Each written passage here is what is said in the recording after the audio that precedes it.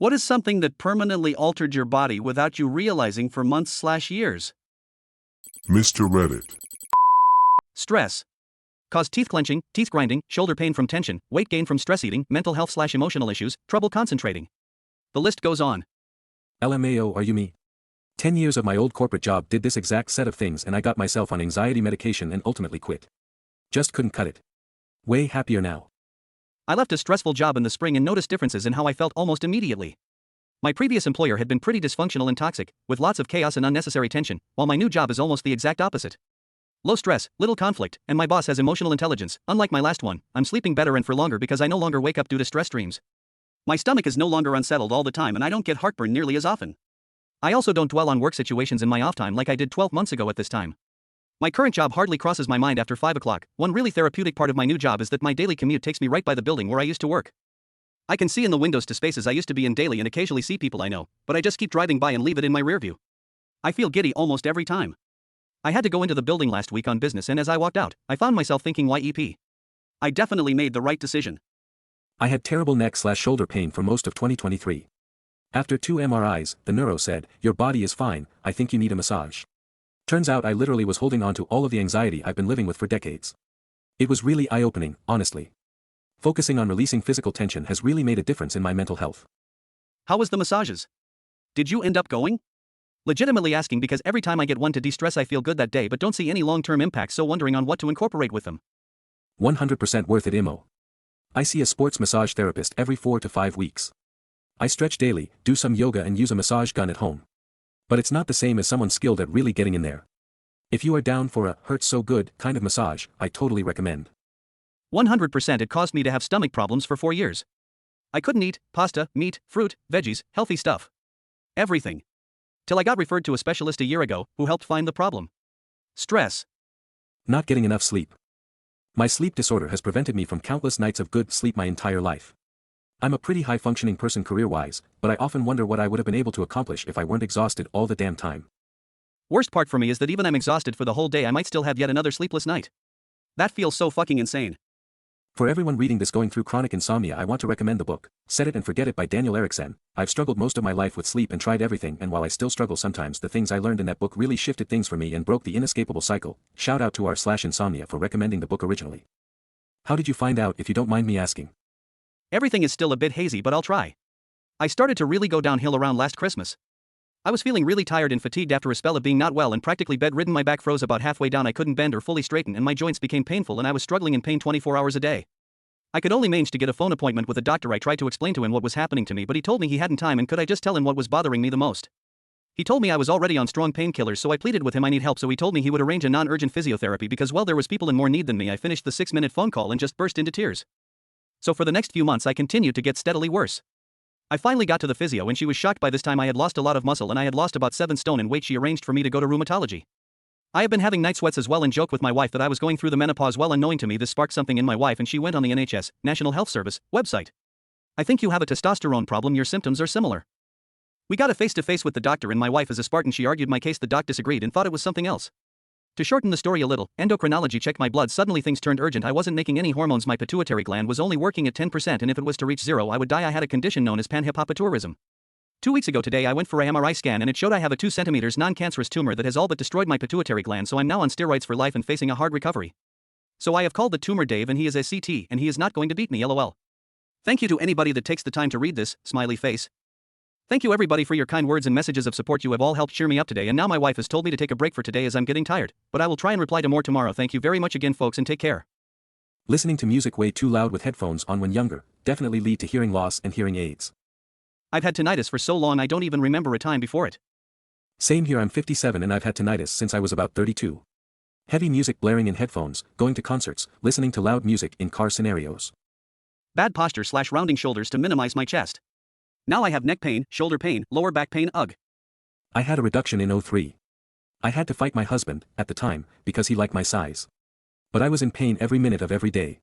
It took me 5 more years to get away from him, but it started with me deciding that reduction was for my health and comfort. It helped me take back who I was. I've never looked back. Best decision of my life. That's awful. Dad was thrilled when Mom was finally approved for her reduction because of how much pain she was in and how it was exacerbating her breathing issues. It took so long, far too long for her insurance to finally approve it, despite the doctor saying it was 100% necessary. It was a night and day improvement to her life. Big things like the pain and breathing, of course, but also the little things like more easily being able to shop for clothing. I'm so glad you left that asshole. Grief. Lost my mom at the beginning of the year. I like to joke that she took half an inch of hairline with her. I started getting silver hairs coming in after losing my mom. It is truly devastating and life-changing, her death, not the gray hairs, that is. I'm 26 and I have an insane amount of gray hair for my age. I found my first gray at 17, the same year my dad died. I would have never made the connection without reading this post, but looking back it was kinda obvious. That, and my mom was an abusive, narcissistic addict who was also bipolar, so I feel the grays would have come regardless, I guess, lol. Pregnancy, I had twins. I got huge in the tummy. I had the babies, and it left this pot belly that wouldn't go away. Fast forward, the twins are 8 years old. I am 7 weeks post-op of having my diastasis recti corrected. You know that center line down the abs? Mine had split. There was a 6 to 8 inch gap down the middle the whole way down. The pot belly that I kept punishing myself for, the baby fat I couldn't lose. Those were my organs. My digestive organs were all herniated. I now have to forgive myself for 8 years of unjustified self-hatred. It isn't always just fat. Waxing my eyebrows to the same thin shape for 20 years. My grandma insisted I needed to pluck and wax my eyebrows when I was a child and teenager. She owned a hair salon. So now my poor eyebrows are so thin and patchy. It really does impact them permanently. We were really going wild in the early 2000s to lose eyebrow hair. I remember getting teased a lot for not waxing mine pencil thin all the time. Wearing tight shoes every day gave me bunions, but I didn't realize the cause until years later. When I was a runner I used to be a size 11, which is pretty big for a woman. I am tall but I was self-conscious about my feet. Stopped running due to an injury and my feet shrunk to a size 8. That's interesting, my feet got a bit smaller with lots of running. My arch got taller and my feet didn't stretch as far forward. I kinda have the opposite. I rarely wore shoes or socks other than going to school. If did go somewhere I wore slippers. Now my toes are naturally splayed and can barely find any shoes that fit properly. What? You wish your feet were messed up? Be happy they aren't. I mean, you could mess them up pretty quickly if you want to, but it's not gonna be worth it. I haven't spent that much time in shoes compared to other people, so my feet have stayed pretty natural. Not until the last few years my one big toe has started angling slightly inwards. You know what? It's painful. Just that tiny change, sometimes it hurts like hell and I don't even want to walk around on it. Be nice to your body, don't ruin it because humankind have a wrong idea on how to shape shoes. It's literally one of the most absurd things about us. But there are plenty of nice wide ones to find out there, and not just barefoot ones, use those. I hear you on this one. Such severe damage for me that I can't even feel one of my feet anymore. It's like permanent Novocaine. Well, except times like the morning or after driving several hours. That's when I have to bust out my cane until I go numb again. And yeah, at least where I live, all I get to hear is, "You're too young for a cane." First off, nobody is. If you need one, it's okay to use one. Second, I'm a Paul Rudd. My license photos haven't had to change in decades because I just keep looking the exact same. So, while it's sweet you assume I'm 20, I am not, so please don't gatekeep me from my walking apparatus. A few years of CrossFit have left me with permanent knee and shoulder pain. Heavy weights shouldn't be lifted for time, your form inevitably goes to hell and you set yourself up for joint injuries. I once overheard a physical therapist say that the absolute best place to put ads is across a CrossFit location. I'm sure it's possible to do it super safe and healthy, but whenever ego takes over lifting, injuries are sure to follow. My philosophy towards lifting is that you can always have 2 of 3 of heavy/fast/good form. You can never have all 3. The idea of going heavy and fast is a recipe for injury. Bad posture. I sit like a shrimp and get shooting back pains now. Being 6 feet 7 inches, I know your pain. First, just lay on the floor and let yourself relax. Put your hands on your lower ribs with your elbows out and just relax. Try to meditate or do rhythmic breathing. Good chance you are going to feel your vertebrae moving around as you do this. This is from 2 things. Muscles relaxing and them moving, taking stress out of your back. It feels weird and can be uncomfortable, but it's part of the process. Second, push your heels toward the wall. This will stretch your lower back and will have the same effect. Third, while pushing your heels or separate. Clasp your hands together with your arms stretched in front of your face, let them fall over your head. This will have the same effect as the first. The eventual goal is to have your hands touch the floor over your head.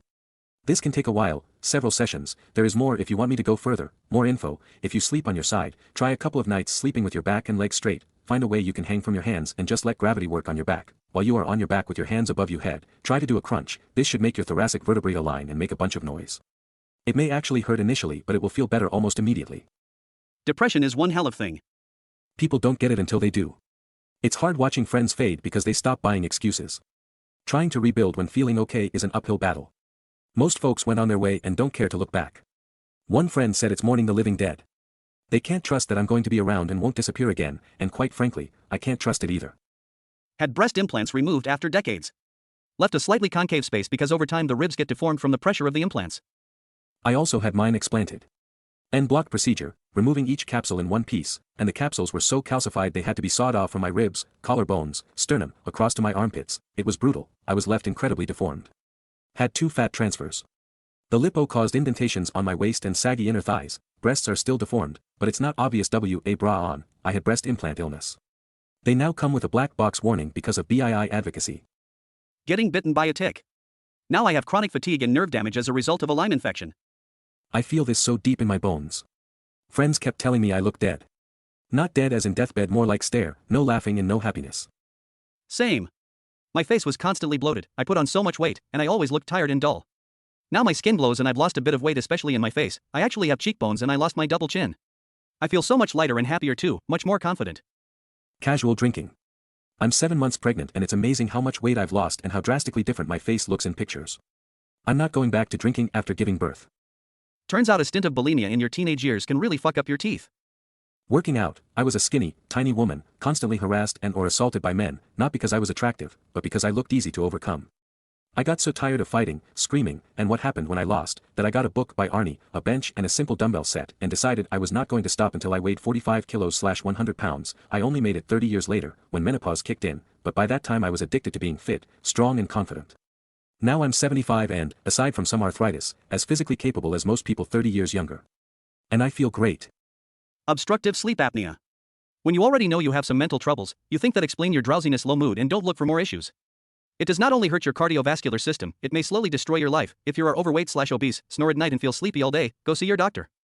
I traveled with a friend with sleep apnea and sharing a hotel room with him pretty much guaranteed I'd sleep a grand total of 2 hours because he'd spend the entire night choking and making awful noises. I woke him up a couple of times on the trip because it was like, dude, you sound like you're dying.